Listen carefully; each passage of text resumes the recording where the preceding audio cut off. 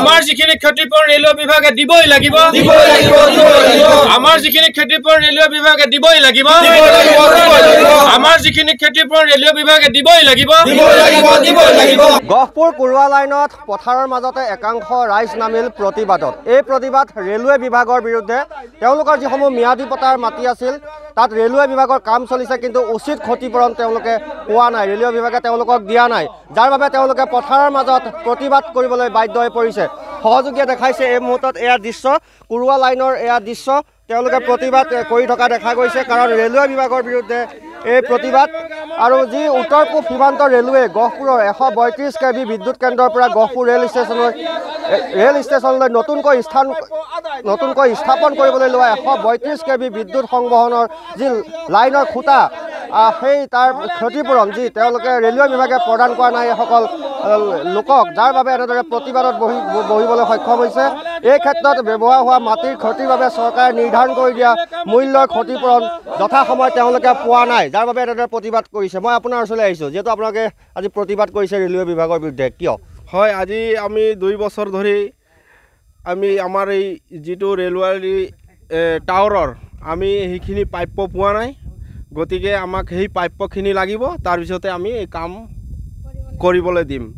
নহ'লে আমি ৰেলৱে বিভাগে কি কয় ৰেলৱে বিভাগে ডেটৰ ওপৰত ডেট দি আছে ডেটৰ ওপৰত ডেট দি আছে কিন্তু কাম কৰি আছে কিন্তু কাম কৰি আছে মই আপোনাৰ ওচৰলৈ আহিছোঁ গোটেই কথাখিনি কি হৈছে মানে কথাখিনি হ'ল আজি 2023 চনতে ৰেলৱে বিভাগে আমাৰ পৰা পাৰ্মিশ্যন লৈছিলে ম্যাদী পটা মাটি যে আমি ইয়াত বৈদ্যুতিক ৰেল চলাম গতিকে তাৰ বাবে টাৱাৰ লাগিব আৰু আপোনালোকে পাৰ্মিশ্যনটো দিব সেই অনুপাতে আমি পাৰ্মিশ্যন দিলোঁ পাৰ্মিশ্যন দিয়া 2 বছৰৰ পিছত তেওঁলোকে নিজে ছাৰ্ভে কৰি পেলাই 85% আমাক দিয়াৰ সিদ্ধান্ত ল'লে আৰু 85% দিয়াৰ সিদ্ধান্তৰ মৰ্মে আমি তেখেতসকলক ক'লোঁ যে আমাৰ প্ৰাপ্যটো হোৱা নাই তেতিয়া আমি আকৌ এখন সমজিলা লুকুমণি বাইদেউৰ ওচৰত আমি এখন দৰখাস্ত আবেদন কৰিছিলোঁ আবেদন মৰ্মে তেখেতসকলে 200% দিম বুলি আমাক ক'লে আৰু আমাক 5 বাৰ বিশ্বনাথ চাৰিআলি ডিচি অফিচলৈ হিয়াৰিঙৰ বাবে 5 বাৰ মাতিলে যে হ'ব বুলি কিন্তু আজিলৈকে কামটো হোৱা নাই তেওঁলোকে অলপতে কামটো সামৰি পেলাই থ'ব বিচাৰিছে আৰু আমাক তেওঁলোকে কাম আজি 95% কাম কৰি হৈ গ'ল কিন্তু আমাক দিয়া নাই আজি 10 তাৰিখে দিম বুলি কয় আজি 27 তাৰিখ হৈ গ'ল তেওঁলোকে লাষ্ট 10 তাৰিখ লৈছিলে ফেব্ৰুৱাৰী মাহৰ এই আজি 10 তাৰিখৰ পৰা আজি 27 তাৰিখ হৈ গ'ল তেওঁলোকে আজিলৈকে এই পাইপ দিয়া নাই তাৰ বাবদ আমাৰ গোটেই নটিচ আছে আপোনাৰ হাতত আমি দেখাব পাৰোঁ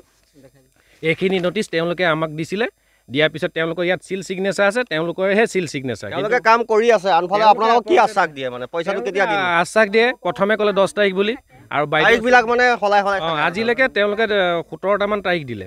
আমি তথাপিও ধৈৰ্য ধৰি ৰৈ আছিলোঁ আজি আমাৰ ধৈৰ্য সীমা শেষ হৈ গৈছে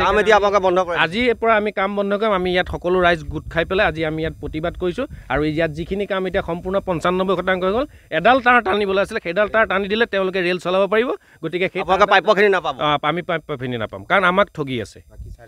হয় কথাটো হয় আমাক ঠকি আজি 2 বছৰ দিন ঠকিলে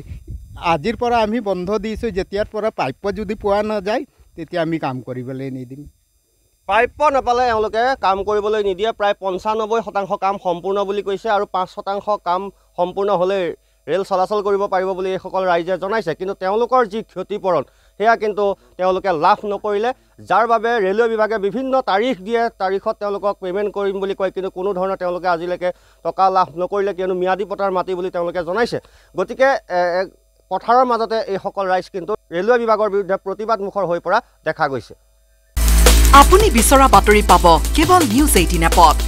নিউজ 18 এপ ডাউনলোড কৰিবলৈ স্ক্যান কৰক এই QR কোড গুগল প্লে ষ্টৰতো পাব এই নিউজ 18 এপ